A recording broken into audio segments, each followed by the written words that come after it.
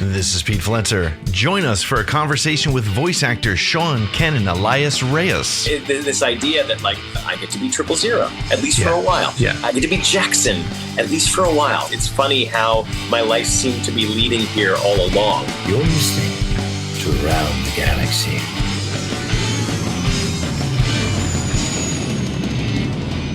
Welcome to episode number 119 of Around the Galaxy, the Star Wars fan talk show. I am your host, Pete Fletcher. Every week, I'm privileged to speak with authors, creators, personalities, and superfans. And on this episode, I'm excited to bring you a conversation with actor and voice artist Kenin Elias-Reyes. You've seen him on Law & Order, and he's widely known for being the voice of Tiny Tom Cruise on Family Guy. But Star Wars fans know him as the narrator of the Star Wars Death Troopers audiobook. He was also the voice of Fake It Til You Make It in From a Certain Point of View, The Empire Strikes Back. He's the voice of Sifo Dyas in Cavan Scott's Dooku Jedi Lost, and he's 000 in the Doctor Aphra audio drama by Sarah Kuhn. In this episode, you're going to get some insight into what it's like being a voice actor. You're going to hear his Star Wars story, and you'll get the inside scoop on how he brought his Star Wars characters to life. Well, thank you so much for joining us. If this is your first visit with Around the Galaxy, thank you so much for checking us out. Please make sure to like, subscribe, rate, and review it on whatever platform you're listening on, and follow us on Twitter, Facebook, Instagram, and yes, even TikTok at ATGcast. If you're a return visitor, thank you so much for coming back. I can't tell you how much it means to me that every week we get to spend an hour together talking Star Wars, so thank you so much. Well, before we get started, there's two new features I want to let you know about. First of all, for the next 3 weeks, if you share a link to the episode that you're listening to on your favorite social media outlet with the hashtag ATG and tag us at ATGcast, you could be selected to win a sheet of limited edition Star Wars droid stamps from the U.S. Postal Service. Just post the link to the episode and use the hashtag ATG and tag us at ATGcast, and you could be a winner. Second, after this interview is over, stick around for the latest in Star Wars news with our brand new feature called Disturbances in the Force. It's our weekly roundup of news, rumors, and information from the Star Wars universe. But before we get to the show, one last piece of business. If you've ever been listening to an episode of Around the Galaxy and thought to yourself, I wish I was a part of that conversation. I wish I was in the room when that interview took place. Well, now you can be. Just become a patron of Around the Galaxy, and at all levels of support, including our basic entry level, you'll receive exclusive access to the live video stream when we record each episode. Not only will you be hearing and seeing the show a week before everybody else, but the chat will be open and your comments could become a part of the show. Just head on over to atgcast.com and click Join ATG, or head straight to patreon.com/ATGcast for all the details. Well, now, without further ado, I am excited to bring you our conversation with Kenin Elias-Reyes. And Sean, how are you? Hey, I'm good. How are you? I can't complain, man. It's I have the opportunity to talk to somebody about Star Wars. What else could I ask for? What's better than that? Come on. So, Sean, for the people who may not know you, give us a little bit of introduction. I am a voice actor. Mm-hmm. And I've, I do a lot of animation, children's animation. I work on a show called Casa Grandes for Nickelodeon, and I've done some stuff for Disney Plus that's coming up in 2022, and I play Tiny Tom Cruise on the Family Guy. I've done a lot of Star Wars audiobooks. My first one was actually Death Troopers, which was a super cool, zombie crossover Han Solo book. Yeah. That was really fun to work on. I've done some weird things. Like I was many of the voices of the Princess Bride on the Princess Bride 20th anniversary DVD and video game. Oh wow! It's there's some fun stuff out there that I've voiced, and none of it has made a name for me. I'm still in obscurity. It's amazing how I can just hold on to obscurity. The reality is, you're out there. You got to. I don't care who you are. I mean, you have to be scrapping out there, and that's caused you to get creative with how you're doing this, right? Absolutely. I have a booth in my house, which is actually being used by my daughter right now, who's doing a high school performance in our dining room. It's interesting. I mean, voiceover is something that came along. I've been pursuing musical theater and then TV and film here in New York, and met my wife, and we got married and had 2 kids, and I was like, I gotta find a way to to make some money as an actor, because I wasn't. And I had started this recording studio with a friend of mine who I had met at musical theater school. At the time, it was called Shut Up and Talk, and we trained people to be actors, and we still do that on the side. But it was it's now a place called Hyperbolic Audio, and while we were building that, my business partner was Jake Morgendorfer on Daria. Back in the 90s, and he was like, I don't want to work for anybody else. Like, maybe we can build something. And I was like, well, I got a closet. Maybe we can make a recording studio. And we did. And that was 20 years ago. And now we have a 4-room facility, and we work with DreamWorks Animation, feature animation, and television animation, Nickelodeon, all these incredible productions. While we were building that, I was like, well, I'll just start pursuing voiceover. And weirdly realized that all the voices I was doing as a kid and practicing as a kid, and all the stories I was telling and trying to imitate family members who are from other countries and, get accents down, gave me a real proclivity for it. So I ended up going into voiceover and kind of making money, which was surreal for me as an actor at a certain point. I was like, wait a minute, what? You want to pay me to do this? And once that started, that was pretty fun. I found that it was a place where I could break out of stereotypes. I could break out of what people saw me, how people saw me. I have this Hispanic last name, Elias-Reyes. My father's from El Salvador, but my mother's family's, Western European, and, my father's family is Central American. And I took my wife's name professionally. So I was Sean Kenin for a long time. Right. I built my career as Sean Kenin.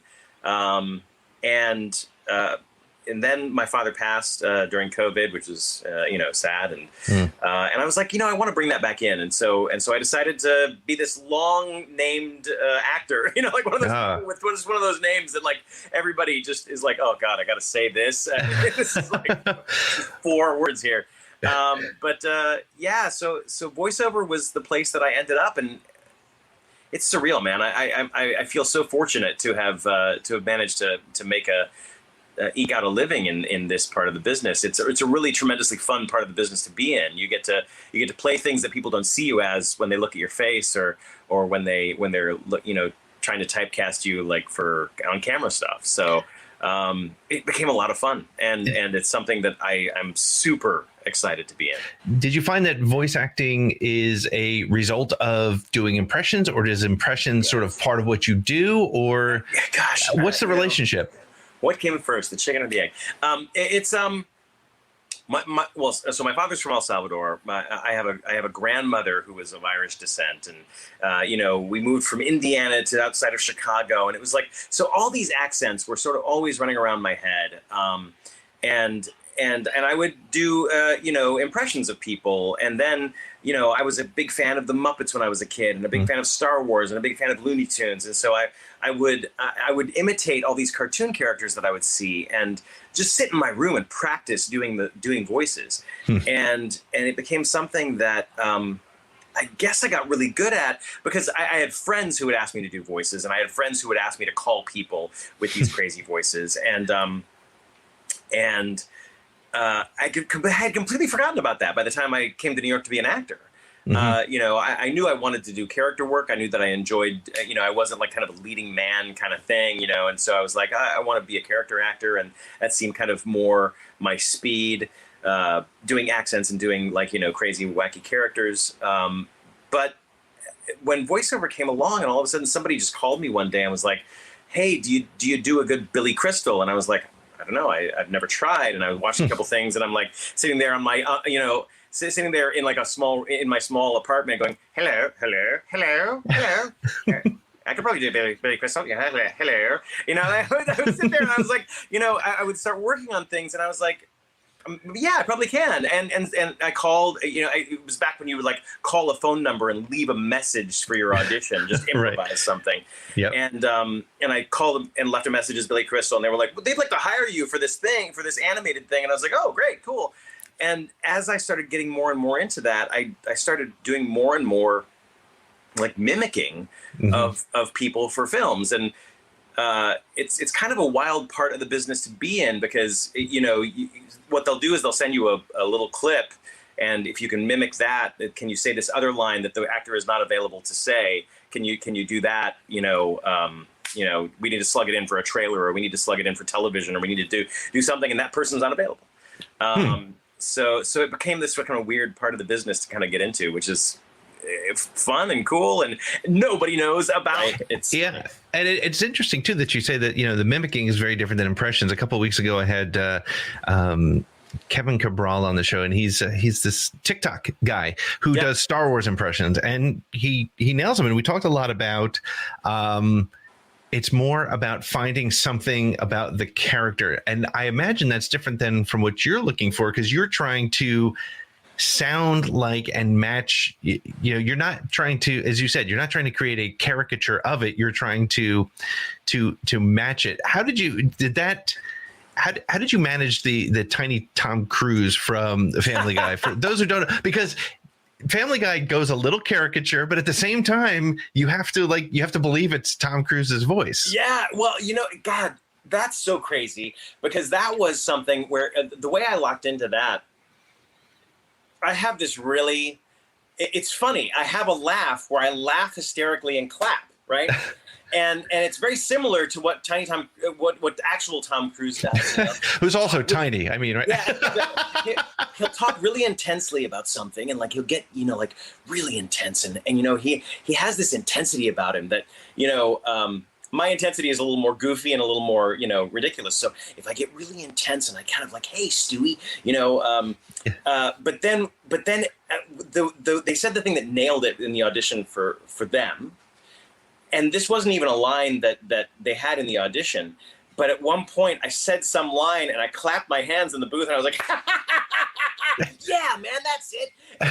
And they were like, that just won it for us. It was like that one thing that he does in when he's excited about something, that just got it. And so that's what got me the audition. It wasn't even necessarily that I was the most amazing Tom Cruise impression that they heard. Right. It was just that they really liked the intensity with the sporadic, like insane laughter out of nowhere. Yeah. So who's some of your favorite actors to mimic and to because God, I love accents. So when I was a kid, I always loved doing like Obi-Wan Kenobi, right? The sort of northern, almost Liverpudlian voice of Obi-Wan Kenobi when I was younger. But the one that gets me, because it was one of those things where I was like, I don't even think I can do this one, right? Like I had gotten an audition for John C. Reilly voice match, and I was like, how do you even do that voice? Yeah. It's weird. It's like, I was like, he's got kind of a here. And like, I was like, something back here in the throat. Oh, okay, yeah. And I was like, this is weird. Like, oh, all right, well, yeah. And like, I sort of, yeah, all right, yeah, okay, yeah. Now I feel like I got it, yeah. And it was one of those things where like, you lock onto something. There's something that they do that all of a sudden you go, all right, yeah. I feel like I got the voice a little bit, it's like, it's kind of all over the place, and it's like, but it's really excited about a lot of things, and yeah, it's like, you start to lock into like their personality. And there are people who like do this is their whole life. Like Jim Metzgerman, is just an amazing mimic, impressionist, and it's funny because you watch these other people when you're building a person's voice. It's fascinating how often you watch the person but also watch people who mimic the person, because you start to go, oh, that's the thing they locked into, that's like these are the things that they kind of lock into, and so it kind of helps you a little bit. Yeah, that's great. That John C. Again, like you said, when you said I do John C. Reilly, my first thought was what's this going to be? And then it was like, he was there. That was one of those things. It is hilarious how you do this stuff, and how this is, I fell in love with acting to be on stage, to be like in front of an audience, doing musical theater, right? And how Solo this is, right? Right. Like, this is, you go into a booth and you like listen to headphones. You have headphones on because you can't really hear your voice exactly until you hear them on headphones. Right. So you have headphones on. You're like, oh yeah, hey, oh, that's weird.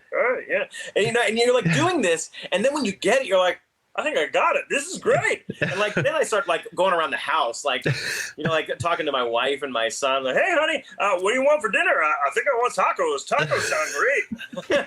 Like you start to do all these things where you're like, you start doing voices. My family hates that, by the way. Like at a certain point, it's like that. Stop.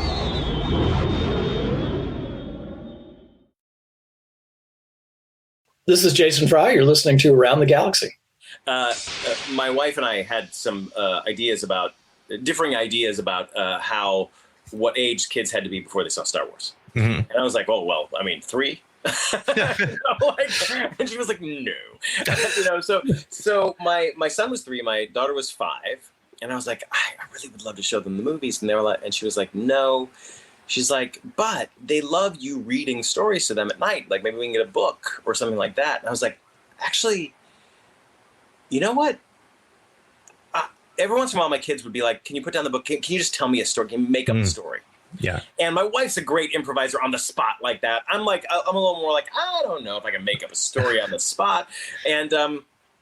And so, like, all of a sudden, my game changed. Like, as far as they were concerned, he makes up the best stories. Because I started telling it to them as, like, a nightly sort of, like, story that you pass on from one generation to the other. And it's beautiful that way because wherever you stop, you can pick up the next day with A Long Time Ago in a Galaxy Far, Far Away, right? And so, like, if you only get to the cantina scene, or if you only get to, Uncle Owen's place in Aunt Peru, and you just meet Luke for the first time that night, the next night, you can pick back up where you left off. And so I told my kids the first 3 movies, and I consider that Star Wars: A New Hope through Jedi. The first 3 movies just as a tale over like 3 months. It like took me. That's amazing. And I was like I was getting in deep, right? And they were so into it that Halloween they wanted to go as Luke and Leia. Not because they'd seen anything, right? But because they had heard the story that I had told at night, right? And that's amazing. That was one of those moments as a fan where I was just like, oh my god, yeah, I'm so in love with my kids right now. You know what I mean? Like, yeah. They're eating this up. I'm loving this. This is awesome. Right? It's interesting too because it's funny. Star Wars as a modern myth, and I'm 50, so I saw Star Wars when I was 7 years old in the theater. It's been with me. I have young kids. 52, my friend. Yeah, so we were there. We're the old school. But the my kids are 8 and 11, and it's interesting to watch them come into Star Wars through different doorways. So when you finally, like, my son has come in through the animated shows, and he's a Clone Wars kid. He loves that series. My daughter started with Rey and The Force Awakens. That was her Star Wars entry. So when you finally showed your kids the films, how did they react to that? Well, they really, it is funny being such a huge fan and being so affected by them. I mean, in many ways, my whole life is from Star Wars. I came to New York I decided to be an actor by watching Star Wars. I came to New York to be an actor. I met my wife because I was acting in a show that she was acting in. It's like all of this flows from Star Wars, which is crazy. Yeah. And so I have such a connection to it that, you let your kids watch the show and watch the movie and you're like, God, I hope they love it. Yeah. Yeah. Right? I really hope they love it.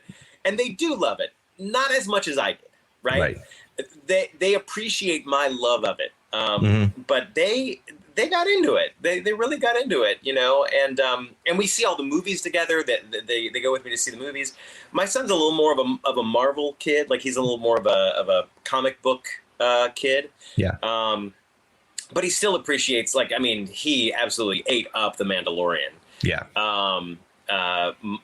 My daughter, as she got older, really appreciated Kylo Ren. It was hilarious sitting next to her when she was 13, and we're watching, we're watching The Force Awakens, and in a movie theater, right? And she's sitting next to me, and she's like, 13. She's still very young.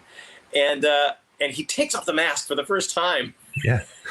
And I hear her in her little tiny 13-year-old girl voice. She goes, "Oh."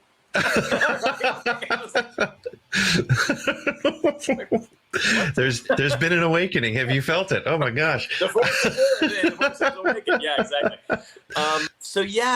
They've been on this journey with me in this kind of great way, and they know how much I love it.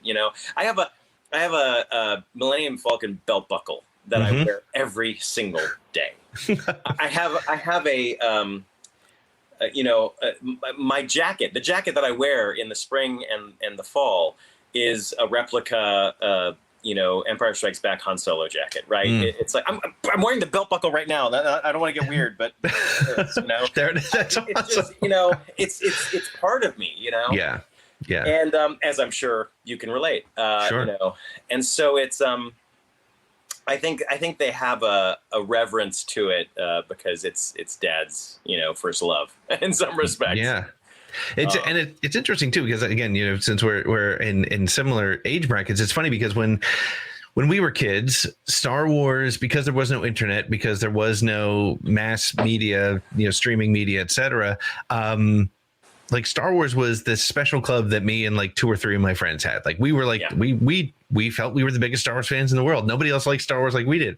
And now it's interesting as we, I have a podcast. I have hundreds of people listen to me talk about Star Wars every couple of weeks. But it's interesting because it is it's like this recognition and this realization that it really is so big. I mean, I was writing for Star Wars Galaxy magazine in the 90s. Amazing. I was a freelance writer. It was so much fun. And honestly, I didn't appreciate it because, again, somewhere in my head, it was still, well, this is my thing, right? Other people like Star Wars, but Star Wars is my thing. And then I started expanding the podcast and having conversations with people and talking to people that I admired. And they were like, "Oh, you wrote for that? I waited for that magazine every single, every quarter when it came out because that was my Star Wars news." And so there is this love. And to your point, sharing it with your kids is so wild and so interesting to see how they take to it. And like you said, I hope my daughter's kind of into it. She kind of puts up with it. She's at that age where she's like, whatever, Dad. But my son still, on Friday mornings when Bad Batch comes out or Clone Wars or Mandalorian, like that's our thing. We hang out, we watch the show, which is just so wild to me, because my father introduced me to it. And that's kind of. It's so funny. I actually had this idea, and right when the pandemic hit, I had rented a theater space, and I had a couple comedians and a couple people just that I've worked with on various different projects. And on May the 4th, at this bar around the corner from my house, I was going to do this thing called My Star Wars Story. And it was going to be, these comedians and these these people that I know just telling their Star Wars story, right? Like what brought them to the universe? What has the universe meant to them? Very much what you do here, I think, Yep. And, but on stage and hopefully, funny or entertaining in some way, almost like a moth, the moth, but with Star Wars, right? Yeah. And, because I find that so interesting. Star Wars has affected people in such unique and moving ways, right? It's a fandom, of course. Sure. A lot of us, we'll go to these conventions. We want to, see these, heroes that we had as a kid. We want to collect the things. But outside of that, it's a very functional fandom in many respects. You see people who are creating things from that fandom. You know what I mean? It's like they're making Around the Galaxy, podcast. They're making. I have a friend who is a writer. His name is Matthew Freeman.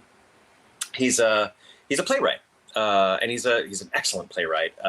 Writes some really wild, out of the world stuff. And he and I are going to be working on a project together that we did way back in 2001, literally 20 years ago, called The Death of King Arthur. And it's a Shakespearean version of King Arthur. It's in verse, it's in iambic pentameter. And oh, wow. really beautiful. And it came out, we did it with helicopters flying overhead after 9/11 in Central Park, but he and I were roommates, and he would go to sleep with the Star Wars movies on every night, right? And he still watches them all almost religiously. Like it's his security blanket. It's the way he de-stresses. It's the way he centers himself, right?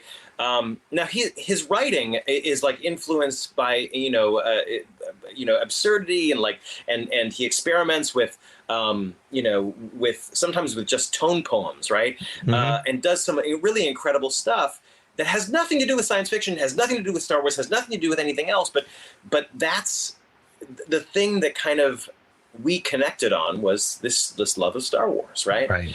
And it's wild to think about, how sometimes people make something of it, but sometimes it's just something that kind of sits in the background. And I introduced it. I remember when I found out how deep he was in it, I introduced him to a friend of mine who's actually a voice actor in LA, a guy named Darren DePaul. He was in a video game. He played a oh shoot, I'm not going to remember the character. There's a video game with like this cloaked, bearded character. It just came out a few years ago. Darren DePaul has done a few things in the Star Wars universe as well. A tremendously talented voice actor, very good friend of mine. But I ended up introducing them because they both had rows and rows of Star Wars action figures on their on their bedroom, dressers. Right. And I was like, you guys have got to meet. You know what I mean? But because you always find it out in this interesting way. You have this closet that I'm sure people are like, oh my God, look at this. It's just fun. There's a shame is the wrong word, but they're sort of kind of hidden in many cases. Like there's a Star Wars sort of part of you that it kind of leaks out sometimes, right? It's so very. This is more amusing to me than probably my listeners, but I was very fortunate to on Good Morning America on May the 4th. My question. A video question was used to ask a question of Dave Filoni. So I was on Good Morning America, and wow, I mean, that was, but I forgot, I knew all my Star Wars friends and Twitter and the 4,000 people who follow me and keep up with the show were watching and could catch it because I was like, hey, I was on Good Morning America. But other than that, amazing. They knew. But later that day, I'm getting, my non-Star Wars world, which is generally like Facebook and other things I'm involved in. People are like, I saw you on Good Morning America this morning. And I was like, oh yeah, that's right. And because to me, my Star Wars world is here. It's compartmentalized here. Sure.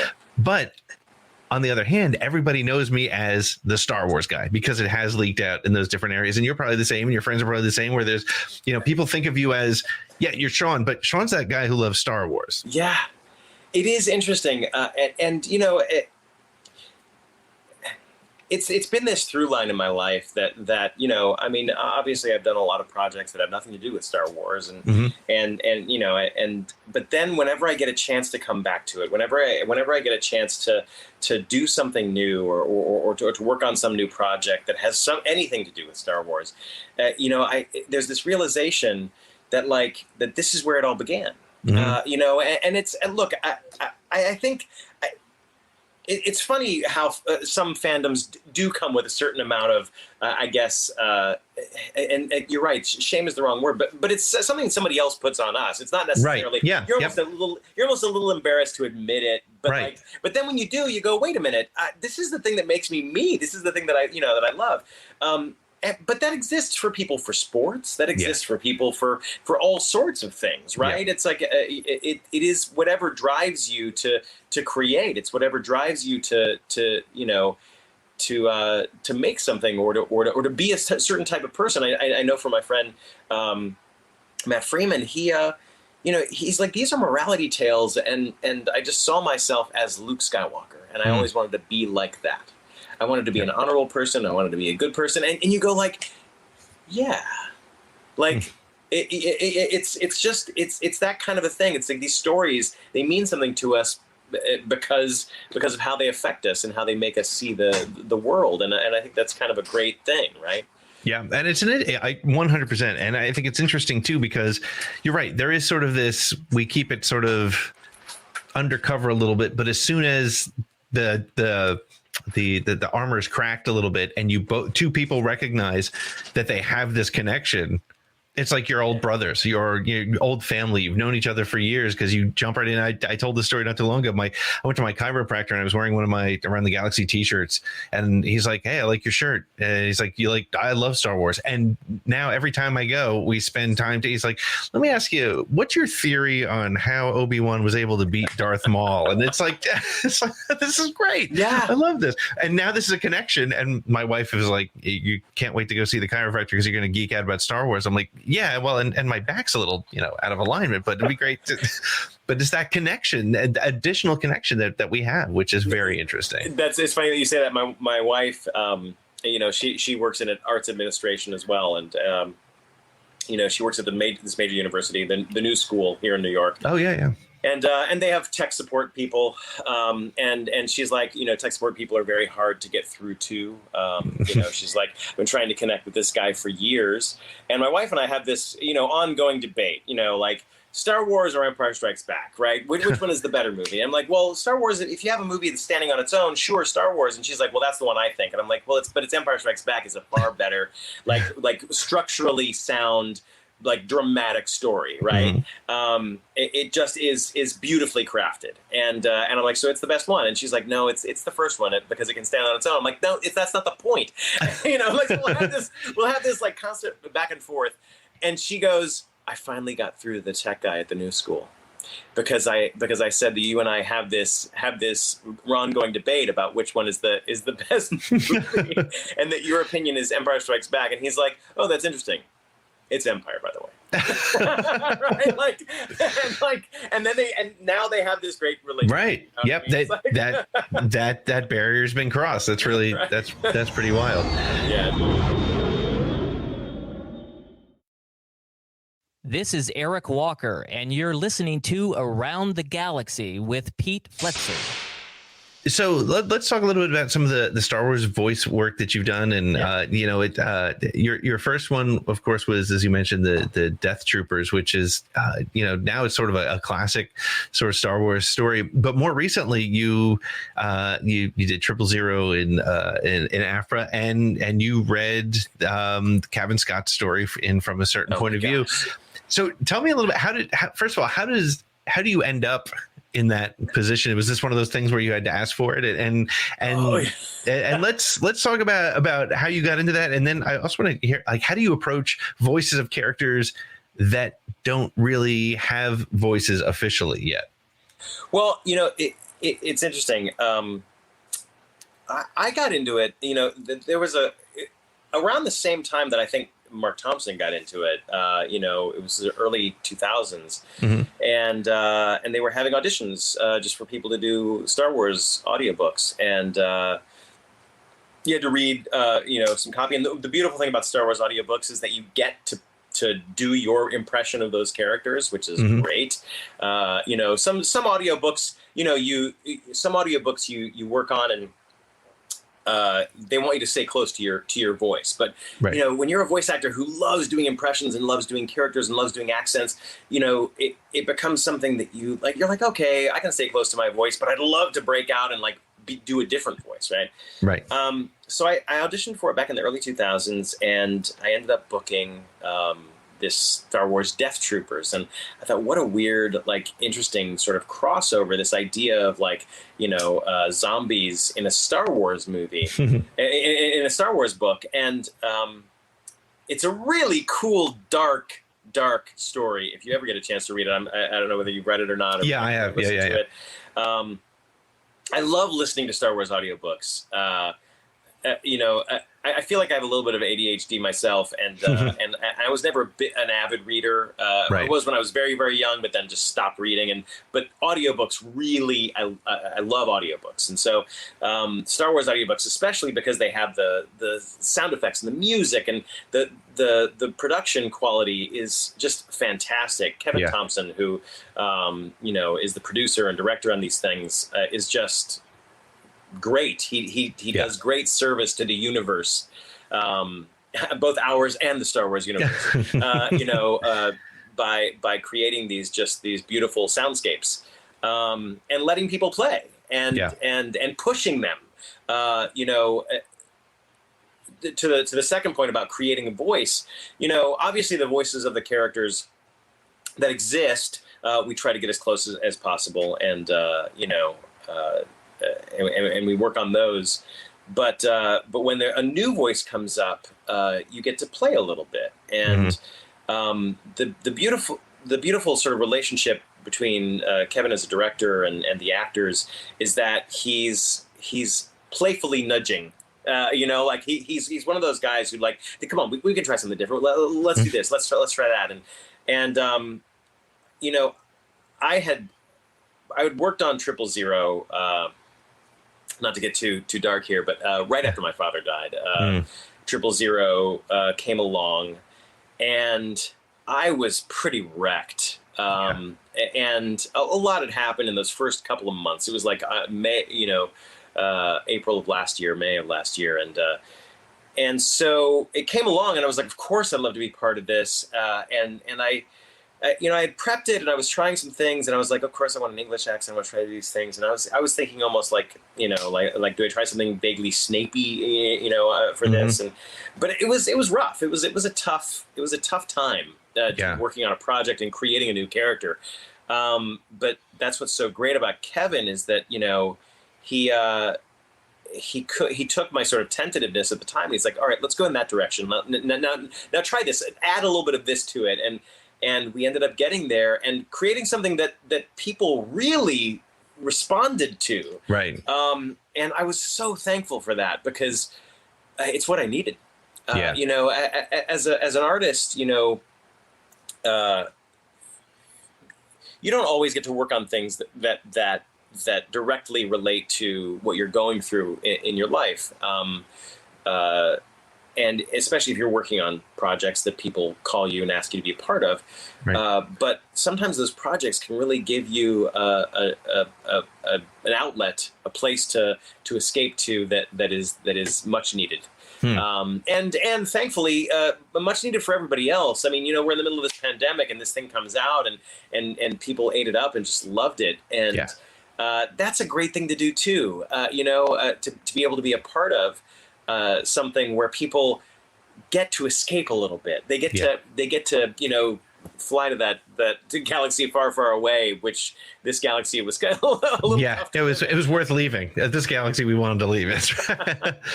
What kind of research did you do, or how did you prepare to create that voice? And what did you have? You said you got some direction from Kevin, but what did you bring to it? Was there something that you had in mind when you read the character?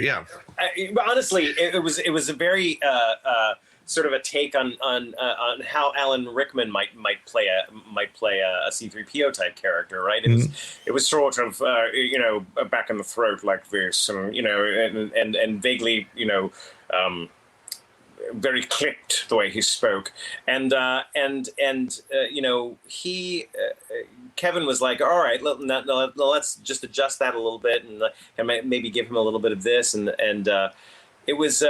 It's funny, as you're reading it, you're kind of reading it in a few different voices because you're trying to have options when you show up on the day. Because you may get there and you're like, this is a new character, so I don't know, what to do here, But Kevin does this great thing, and he does it not just with characters that you're doing new voices with, but also characters that exist in the movies, right? And he's like, he's like, look, I love having people who can do voices from the movies, and that's great because that's the way a lot of people experience these things, these stories. But he's like, we're imagining that this universe we're telling the story of the characters who are in this universe, and we're telling it in this book. And this book is a particular version of those characters in this universe. Imagine if the characters were real and they were played by these actors in movies and played by these actors in books. And that's the idea, is that you're allowed to give a little bit of your own take because this is Han Solo is a real person that is portrayed by Harrison Ford over here and Mark Thompson over here and Sean Penn over here. You know what I mean? It's like, it's once you start opening yourself up to that idea, you go, oh, like, of course I want to try and, hit a few isms, but I can maybe play around with it a little bit more. And it's kind of great. I think that's the thing that people, love, especially about Mark Thompson, is that he's so, he has such a facility of doing the voices from the movies, but he also, he's just a good actor himself, and I hope that I'm able to bring that to the books that I read, and that everybody who does read the books are such good actors. Yeah. Which is what's so great about something like, going back to this. It was too bad that we couldn't do 000, that we couldn't do that book together. That's the one thing that I wish could have happened, because Kevin Scott's book about Palpatine. About Kevin Scott's Jedi Lost. Dooku Jedi Lost. Yes. Jedi Lost. Yeah. It that we got to do together. So all the actors were in a room. With microphones all around and acting with each other, and that is such a tremendous treat, especially for voice actors, because you do everything by yourself, and so when you get to be in a room with other actors, you really get to play off of each other and make each other laugh and do things that you really get an audience and other players. Right. Yeah. And that's kind of great. You have this beautiful sandbox that you can all kind of play. It's truly an audio drama at that point. It's more like old school radio play at that point. So it's really great. I hope we get to do that again soon. Because it was really nice, being able to hear that once it was all put together. But to have been able to meet everybody and do it all together would have been a real treat. So it wasn't possible. But. Who did you play in Jedi Lost? Oh, I played Sifo Dyas. You did? Oh my! How did I not know that? I all right. This is me totally unprepared. That's amazing because I've gotten to do 3 completely original characters, which is awesome. Sifo Dyas was briefly like one line in like a Clone Wars episode, but for the most part, nobody really ever heard his voice before. So I got to play a character, and you got to hear his this character's dramatic story, play out, in this drama, which was fantastic. I mean, that I have to say, as much as I love playing the characters that I saw as a kid and that I always wanted to be as a kid, being able to give new voice to new characters is just awesome. Yeah, and then to be thought of as the voice of that character is, I mean, what. As a Star Wars fan, it just makes me almost verklempt. You know what I mean? It's like this idea that I get to be 000 at least for a while. I get to be Jaxxon at least for a while, right? And do the sort of first version of these characters is such an unbelievable treat. I have so many people to thank for it, but also it's funny how my life seemed to be leading here all along. It's just wild. So how did you approach Jaxxon? Because Jaxxon is got a weird reputation. Some people love him, some people don't love him. Kevin Scott has been dying to bring him to life, and you took his story to that next level. And so maybe you do a little bit of his voice. Maybe tell us how you got to it. Oh, Jaxxon. Oh, yeah. Well, it's so funny because with Jaxxon, it was one of those things where I was like, well, he's a rabbit. He's a luppy. And I wanted to bring in, the sort of classic, almost animated, because he's this wild animated character. It's almost like, how the Bone books play with these sort of characters in almost a Lord of the Rings sort of world. Mm-hmm. Jaxxon is almost like doing that, this almost Looney Tunes type character in a Star Wars universe.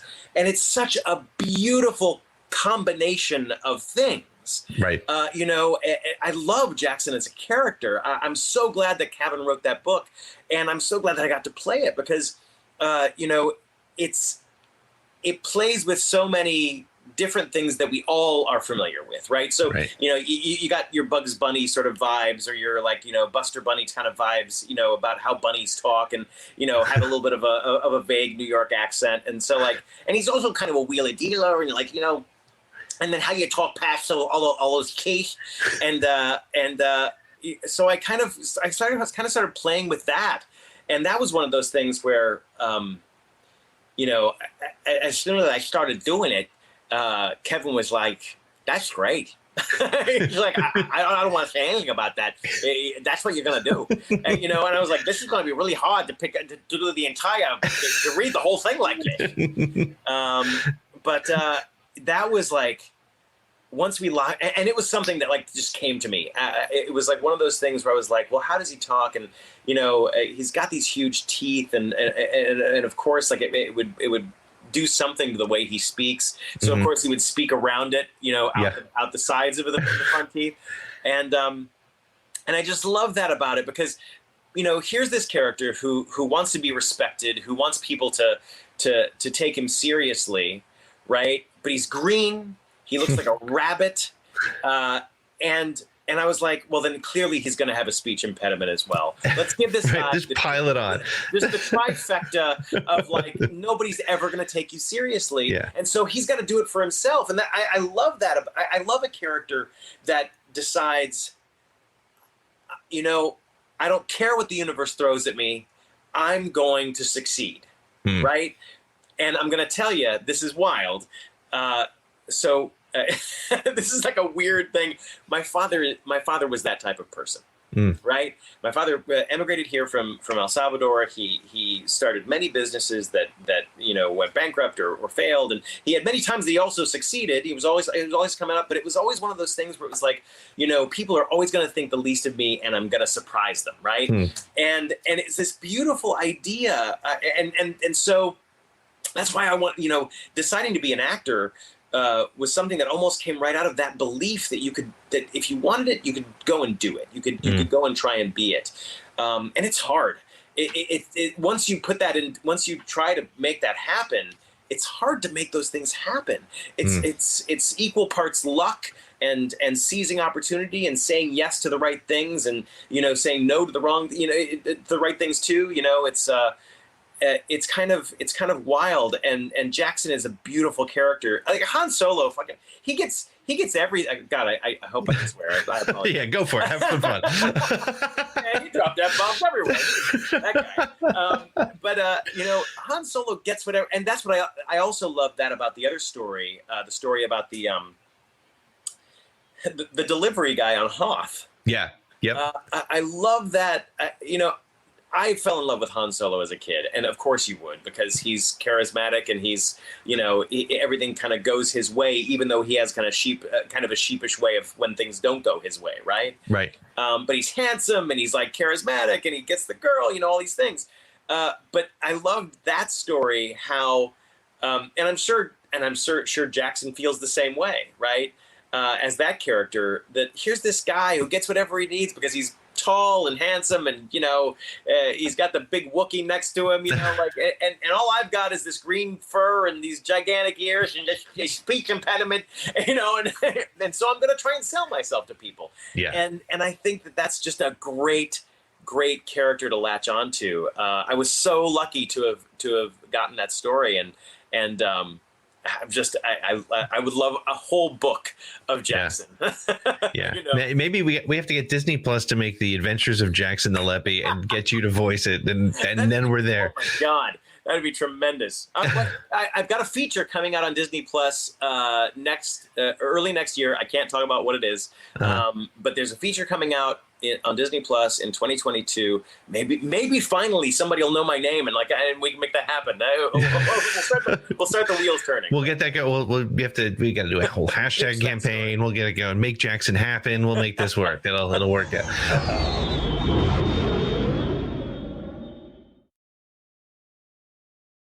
This is Scott Chernoff, and you're listening to Around the Galaxy with Pete. I saw Star Wars because of a girl. Oh, really?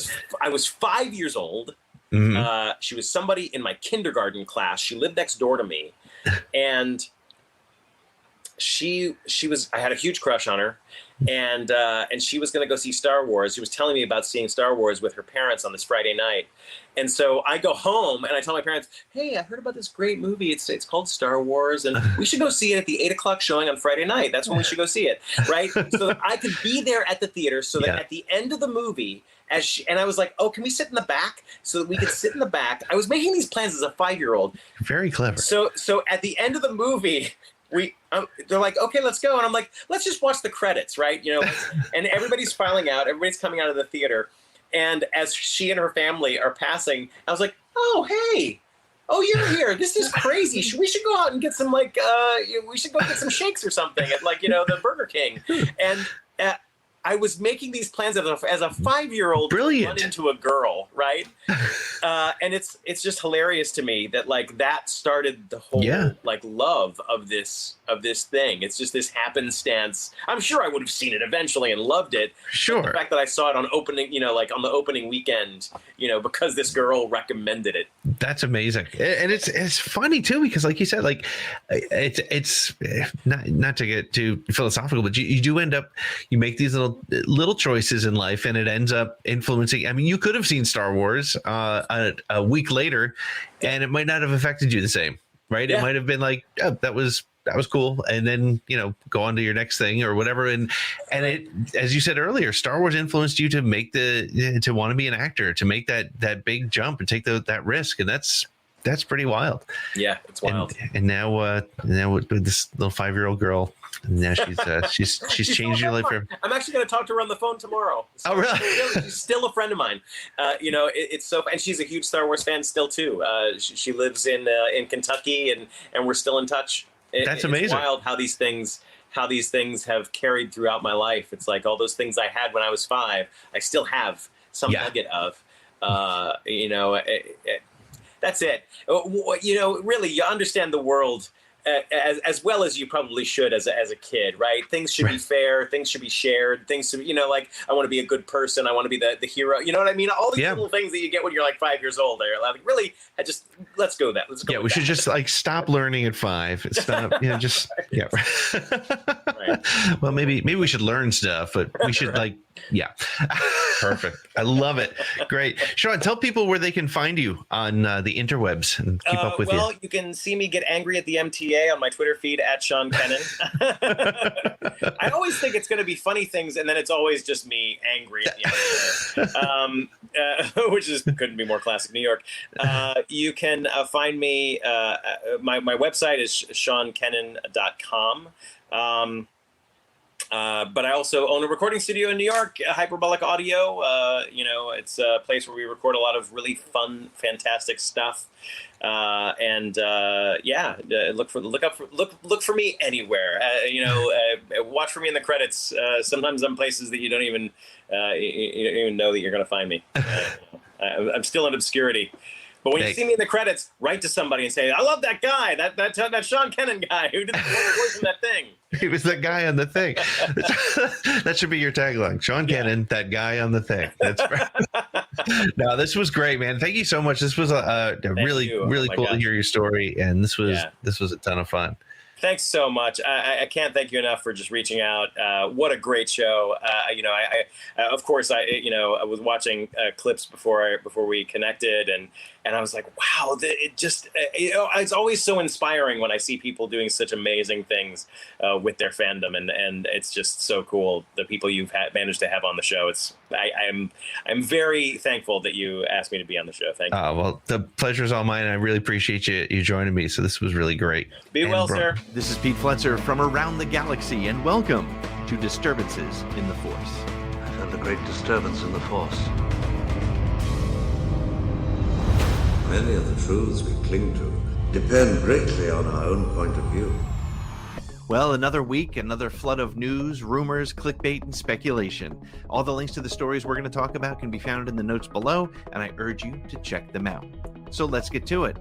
Well, Ming-Na Wen confirmed via social media earlier this week that the first season of the Book of Boba Fett has been completed, which keeps it on track for its Christmas 2021 release, slated on Disney+. According to sources at Collider, the Boba Fett Fennec Shand series should almost be thought of as essentially Mandalorian Season 2.5, based on some strong connections to the record-breaking series. However, Rotten Tomatoes has quoted Tamora Morrison, the actor behind the titular Boba Fett, as saying, quote, "We're going to see his past and where he's been, and now's the time to go back in time and check out his journey and find out more about him." Adam Frazier from Slash Film was on Around the Galaxy a couple months ago and predicted that perhaps the Boba Fett show would feature glimpses into the galaxy's most notorious bounty hunter's past, and perhaps he was right. Speaking of The Mandalorian, Pedro Pascal and Ewan McGregor shot an episode of Variety's show Actors on Actors, a show where two actors interview one another, and it set off a flurry of rumors and speculation. While the popular belief over several months has been that The Mandalorian Season 3 is in production, and I have it from sources that it might even possibly have wrapped, Pedro Pascal gave some differing information, telling Ewan, quote, "We haven't shot a third season." What this means for the timing of the show is still unknown, and some have said that they believe this may be a misdirect. Speaking of misdirects, Liam Neeson, the actor who brought Obi-Wan's Jedi Master Qui-Gon Jinn to life and death in The Phantom Menace, appeared on ABC's Jimmy Kimmel Live, and the host asked if we would see him on the upcoming Kenobi series, and he was extremely unconvincing in denying that he had been approached by Disney to make an appearance in the show that is now shooting. In fact, photos from the set have been leaked and can be found in the links below. However, fans have been very vocal about hoping to see Qui-Gon as a Force ghost in the Disney Plus show when it debuts next year. Keeping with unsubstantiated Disney Plus rumors, some familiar faces have been rumored to be joining the Cassian Andor series.